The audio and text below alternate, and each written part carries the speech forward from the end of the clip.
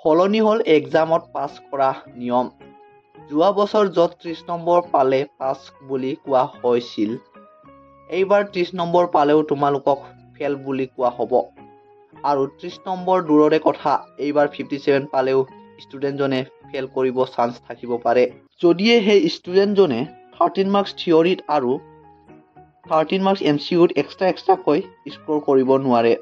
সেবাই এই বহুতো নিয়ম চেঞ্জ কৰিছে, কিন্তু এই নিয়মটো চেঞ্জ কৰাৰ কাৰণেহে বহুতো ছাত্ৰ ছাত্ৰীৰ বিপদত পৰিছে। আহা দেৰি নকৰি চাই যাওঁ এই নিয়মবিলাক। এইবাৰ 13 মাৰ্কছ থিয়ৰিত স্ক'ৰ কৰিব লাগিব আৰু MCQত 13 মাৰ্কছ স্ক'ৰ কৰিব লাগিব। MCQত 13, থিয়ৰিত 13 এক্সট্ৰাকৈ পালেহে তোমালোকে পাছ হৈ যাবা। এতিয়া ইংলিছত চোৱা, থিয়ৰিত 13, MCQত 13, টোটেল কিমান? 26 মাৰ্ক। 26 মাৰ্ক পালেহে তোমালোকে পাছ হৈ যাবা। তাৰপিছত মেথছ, ছায়েন্স, ছ'চিয়েল ছায়েন্স, ইংলিছৰ দৰেই একে থাকিব আৰু MILত আগৰ ছিষ্টেমটোৱে ফ'ল' হ'ব। 30 নম্বৰ পাব লাগিব পাছ কৰিবৰ কাৰণে। লগতে যোনটো তোমালোকৰ ইলেক্টিভ ছাবজেক্ট, তাত পাছ কৰিবলৈ 30% মাৰ্ক লাগিব। যদি তোমালোকৰ ইলেক্টিভ ছাবজেক্টত 100 মাৰ্কৰ আহে, তেনেহ'লে 30 মাৰ্কছ লাগিব পাছ কৰিবলৈ হ'লে। আৰু যদি 70 মাৰ্ক আহে, যেনেকৈ কম্পিউটাৰ ছায়েন্স, তেনেহ'লে 21 মাৰ্ক পালে তোমালোকক পাছ বুলি কোৱা হ'ব। এইটো হৈছে ৰুল বা মাৰ্কেটিং পেটাৰ্ণ, যোনটো পালে তোমালোকৰ পাছ বুলি কনচিডাৰ কৰা হ'ব। MCQত মিনিমাম 13, থিয়ৰিত মিনিমাম 13, ইণ্টাৰনেল এছাইনমেণ্টত 4 আৰু 4 মাৰ্কছটো তোমালোকে চিন্তা কৰিব নালাগে, এইটো স্কুলৰ পৰাই দি দিব।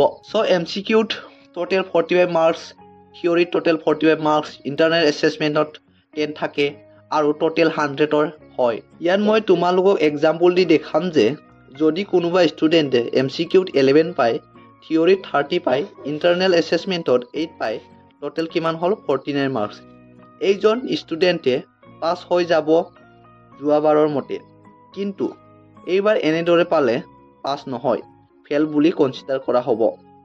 এইজন ষ্টুডেণ্টে ফেল হ'ব কিয়? কাৰণ MCQত 13তকৈ কমিছে, 13তকৈ কম পালে ফেল।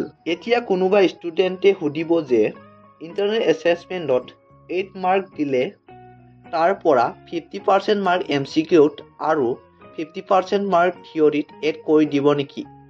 তাৰ পিছতহে আমাৰ ৰিজাল্টটো ডিক্লেয়াৰ হ'ব নেকি? তেনেকুৱা কোনো কথা নাই।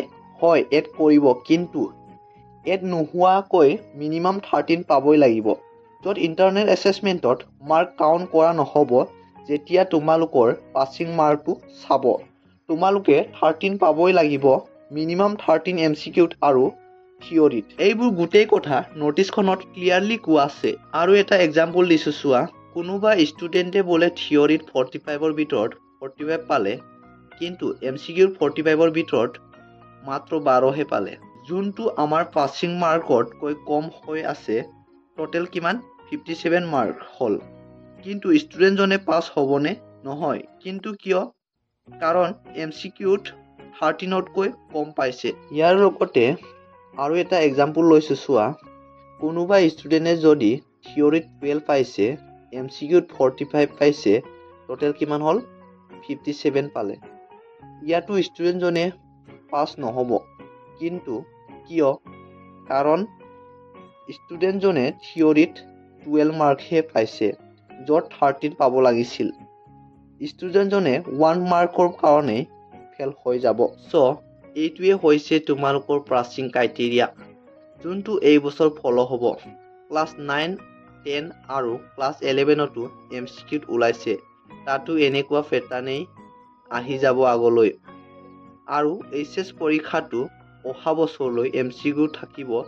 এই বছৰ নহয়, অহা বছৰ হ'ব, কিন্তু ক্লাছ 9 আৰু 10ত ফ'ল' হ'বই। আমি ইয়াত চাই গম পাম যে কিছুমান ষ্টুডেণ্টে 57 মাৰ্কছ পায়ো ফেল হৈ যাব, আৰু তাতে কিছুমান এনেকুৱা ষ্টুডেণ্ট থাকিব যোনে 26 পায়ো পাছ হৈ যাব। নিয়মটো যোৱাবাৰতকৈ বহুতেই গড়বড় হৈছে। আৰু এই ভিডিঅ'টো চাই থকা প্ৰতিজন ষ্টুডেণ্টে কমেণ্ট কৰি জনাবা যে এই নিয়মটো ভাল পাইছা নে বেয়া পাইছা। আৰু এই ভিডিঅ'টো যদি চাই ভাল পালা, এই চেনেলটো ছাবস্ক্ৰাইব কৰিবলৈ একেবাৰে নাপাহৰিবা। আমি তোমালোকৰ বাবে যিমান পাৰোঁ সিমান সহায় কৰি যাবলৈ চেষ্টা কৰিম। ধন্যবাদ।